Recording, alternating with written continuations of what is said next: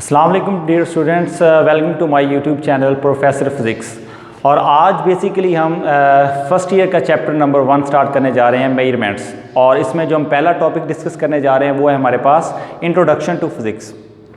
तो इसको हम सीक्वेंस वाइज चीज़ों को देखेंगे कि हमारे पास फिज़िक्स बेसिकली क्या है। फिज़िक्स एक ऐसा सब्जेक्ट नहीं है कि जिसको आप ये समझें कि जिसमें मैथमेटिकल डेरिवेशंस होती हैं, कुछ डेफिनेशंस होती हैं, आप उनको याद कर लेंगे तो आप फिज़िक्स पढ़ लेंगे। तो ऐसी बात बिल्कुल भी नहीं है। फिज़िक्स एक ऐसा सब्जेक्ट है जो आपकी नेचर के साथ कंपेटिबल है। आपको अपनी सराउंडिंग में फ़िज़िक्स नज़र आएगी, चीज़ों के फ़िज़िक्स नज़र आएगी उसमें। अब हम वन बाय वन देख लेते हैं कि हमारे पास फ़िज़िक्स का हिस्टोरिकल बैकग्राउंड क्या है। सबसे पहले अगर हम देखें तो हमारे पास नेचुरल फ़िलॉसफी का वर्ड था। नेचुरल फ़िलॉसफी हमारे पास क्या होती है, 18th सेंचुरी में हमारे पास जो भी साइंटिस्ट एक्सपेरिमेंट करते थे या जो भी लोग एक्सपेरिमेंट करते थे तो वो क्या करते थे, वो जितना भी नॉलेज था, यानी कि वो अगर एक्सपेरिमेंट करते थे जिंदा चीज़ों पे, बेजान चीज़ों पे, तो वो सारे का सारा नॉलेज एक सिंगल सब्जेक्ट में डिस्कस करते थे। उसको हम नाम देते हैं नेचुरल फ़िलॉसफी का।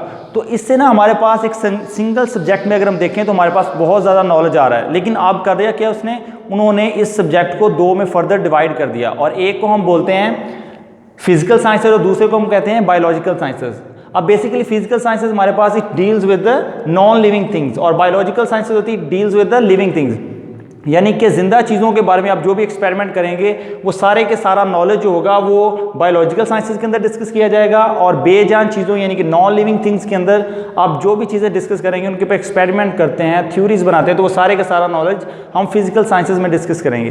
अब आती है बारी हमारे पास फिजिक्स की। तो फिजिक्स बेसिकली हमारे पास फिजिकल साइंसेज की एक सब ब्रांच है जिसमें हम नॉन लिविंग थिंग्स को देखते हैं।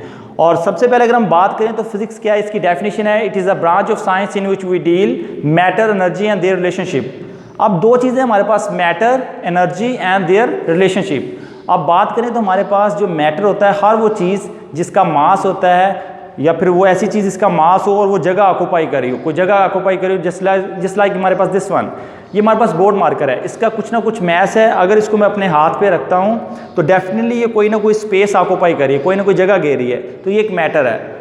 तो अब हमने एक क्राइटेरिया ये बना लिया है कि हर वो चीज़ जिसका मास हो और वो जगह घेरे वो मैटर है। अब हम बात कर लेते हैं एनर्जी के बारे में। तो आप फेमिलियर हैं, एनर्जी होती है हमारे पास सोलर एनर्जी, हीट एनर्जी, ये एनर्जी के बारे में आप फेमिलियर हैं। लेकिन यहाँ पे जो इंपॉर्टेंट वर्ड है वो ये है कि हमारे पास their interaction, their relationship, matter और एनर्जी का आपस में रिलेशनशिप क्या है, तो वो हमारे पास एक इक्वेशन होती है Einstein mass energy equation. Einstein mass energy में हम कहते हैं E is equal to mc²। अब यहाँ पे हमारे पास E एनर्जी होती है, M होता है मैस कह लें या इसको मैटर कह लें, और C होता है स्पीड ऑफ लाइट। अब इस बात को हम कुछ यूँ समझ सकते हैं कि अगर हमारे पास फ़र्ज़ करें एक साइड पे 5 लकड़ियाँ पड़ी हैं, एक साइड पे 10 लकड़ियाँ पड़ी हैं, तो देखा जाए तो मैटर जो है वो जहाँ पे लकड़ियाँ ज़्यादा है, 10 है, वहाँ पे मैटर ज़्यादा है। तो डेफिनेटली अगर हम इन दोनों को आग लगाएं तो हमें जो हीट एनर्जी होगी वो सबसे ज़्यादा वहाँ से मिलेगी जहाँ पे मैटर ज़्यादा है। तो एक कॉमन सेंस की बात है, अगर एक साइड पे 5 लकड़ियाँ, एक साइड पे 10 लकड़ियाँ हैं, तो डेफिनेटली 10 लकड़ी को आप आग लगाओगे, वहाँ पे मैटर ज़्यादा है, वहाँ पे आपको हीट एनर्जी ज़्यादा मिलेगी। तो ये इक्वेशन भी कुछ यही कह रही है कि हमारे पास जो है ना, मैटर को ज़्यादा करेंगे तो एनर्जी भी ज़्यादा होगी। तो ये बेसिकली फिजिक्स ये चीज़ है कि मैटर और एनर्जी का आपस में क्या रिलेशन है। तो इसके बाद हम डिस्कस कर लेते हैं हमारे पास फ्रंटायर्स ऑफ फिजिक्स। फिजिक्स की बेसिकली हदूद क्या हैं, 3 मेन चीज़ों को फिजिक्स डिस्कस करती है। उनमें जो पहली है हमारे पास वो ये है कि हमारे पास the world is extremely large. Physics जो एक अपनी उसकी पहली हद है जिसको उसने डिस्कस करना है वो ये है कि दुनिया बहुत बड़ी है, एक्सट्रीमली लार्ज।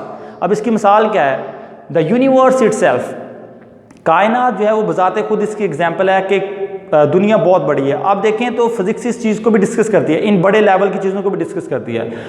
फिर इसकी सेकंड फ्रंटायर जिसको फिजिक्स डील करती है वो है the world is extremely small. अब इसकी एग्जांपल आप कुछ यूँ ले लें कि हमारे पास दुनिया बहुत छोटी है। जस्ट लाइक आप एटम की अगर बात करें तो एक कहते हैं कि अगर एक डॉट आप लगाएं अपने रजिस्टर पे, पेज पे, तो उस डॉट के अंदर 20 लाख एटम आ सकते हैं। और आप इमेजिन करें कि एक एटम का साइज़ कितना होगा। तो फिर हमारे पास ये जो हम बात करते हैं सब एटॉमिक पार्टिकल्स की, ये वो पार्टिकल्स होते हैं जो आपके एटम के अंदर होते हैं। जस्ट लाइक अगर मैं बात करूं, ये एटम की एक शेप है, इसमें सेंटर पे ये न्यूक्लियस है, न्यूक्लियस में 2 चीज़ होती हैं, प्रोटॉन्स एंड न्यूट्रॉन्स, और इसके सराउंडिंग में जो ऑर्बिट्स होते हैं उनमें इलेक्ट्रॉन्स रिवॉल्व कर रहे होते हैं। तो बेसिकली इनका साइज़ जो है वो बहुत स्मॉल होता है, इन सब एटॉमिक पार्टिकल्स का साइज़ बहुत स्मॉल होता है। तो फिजिक्स इनको भी डिस्कस करती है, इनको भी डील करती है। तो ये हमारे पास थी second frontier, the world is extremely small. अब हमारे पास थर्ड फ्रंटायर क्या है, the world of middle size objects. अब हमारे पास मॉलिक्यूल्स कब बनते हैं? जब हम एटम्स को आपस में कंबाइन करते हैं तो वो मॉलिक्यूल्स बन जाते हैं। और अर्थ, ज़मीन के साइज से नीचे और मॉलिक्यूल्स के साइज, इनके दरमियान में जो भी चीज़ें आती हैं, लेट्स सपोज यहाँ पे अगर हम एग्जांपल कोट करना चाहें तो हमारे पास जो चेयर है, चेयर का साइज जो है वो मॉलिक्यूल से बड़ा होता है लेकिन अर्थ से कम, तो वो वाली चीज़ें इसमें आएंगी the word of middle sized objects में। ये बेसिकली 3 फ्रंटायर्स हैं फिजिक्स की, 3 मेन हदूद है जहाँ पे फिजिक्स डिस्कस करेगी चीज़ों को। अब हम फर्दर बात कर लेते हैं कि फिजिक्स की ब्रांचेस, आपने 9th क्लास में भी पढ़ा होगा फिजिक्स की ब्रांचेस, तो यहाँ पे हम देख लेते हैं कोई मेन 4 देख लेते हैं, बाकी और इसकी फिजिक्स की जो ब्रांचेस हैं वो ये सिर्फ लिस्ट ये नहीं है कि ये 4 हैं, ये बहुत ज़्यादा ब्रांचेस हैं फिजिक्स की। तो वन बाय वन हम देख लेते हैं। Nuclear physics, it deals with the atomic nuclei. अब मैंने बात की थी कि एटम के सेंटर पे ये न्यूक्लियस होता है, तो ये जो हमारे पास न्यूक्लियर फिजिक्स होती है ये सिर्फ और सिर्फ इस न्यूक्लियस को डिस्कस करती है, इसमें मौजूद पार्टिकल्स को डिस्कस करती है, वो आपस में कैसे जुड़े हैं, ये जो भी चीज़ें वो सिर्फ और सिर्फ इस एटम के न्यूक्लियस के बारे में आपको इन्फॉर्मेशन देगी। ये न्यूक्लियर फिजिक्स सिर्फ इसको डील करेगी। अब दूसरी हम बात डिस्कस कर लेते हैं पार्टिकल फिजिक्स। पार्टिकल फिजिक्स क्या होती है? It deals with the ultimate particles of which matter is composed. अब हम देखते हैं कि अगर हमारे पास एक बोर्ड मार्कर है, ये एक मैटर है, तो हम देखेंगे ना कि ये मैटर ऐसे तो नहीं वजूद में आ गया, अब कोई ना कोई पार्टिकल्स आपस में मिलके ये मैटर बना होगा। तो बेसिकली वो पार्टिकल्स जिनके मिलाने से कोई चीज़ मैटर बनता है उसको डिस्कस करती है पार्टिकल फिजिक्स।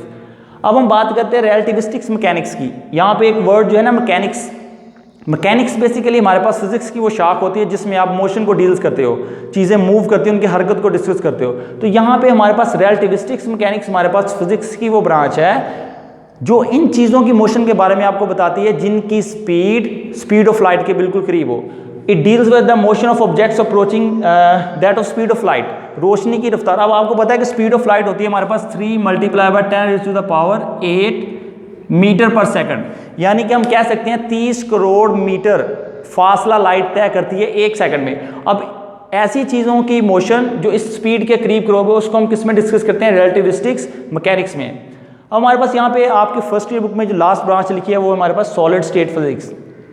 अगर हम बात की जाए तो ये हमारे पास जो बोर्ड मार्कर है ये एक सॉलिड है और इसकी शेप क्या है? सिलेंड्रिकल। तो बेसिकली हमारे पास सॉलिड फिजिक्स क्या होती है? It deals with the structure and properties of solids. अब हमारे पास ये सॉलिड है, इसका स्ट्रक्चर क्या है, इसकी प्रॉपर्टीज क्या हैं, तो उनके बारे में जो डिस्कशन करनी होती है वो सॉलिड स्टेट फिजिक्स ने करनी होती है। बेसिकली सॉलिड की शेप किस तरह की है, उस सॉलिड की कैरेक्टरिस्टिक्स खसूसियात क्या है, उसको ये डिस्कस करती है। ये हमारे पास 4 ब्रांचेस आपकी फर्स्ट ईयर बुक में दी गई हैं, अदरवाइज ये एक लिस्ट है, ठीक है। अब हम बात कर लेते हैं कि हमारे पास जो कंप्यूटर होते हैं इनकी जो चिप्स होती हैं वो किससे बनी होती हैं, ठीक है। आईसीज होते हैं, इंटीग्रेटेड सर्किट चिप्स होती हैं, वो हमारे पास बनी होती हैं सिलिकॉन से, और सिलिकॉन जो होता है वो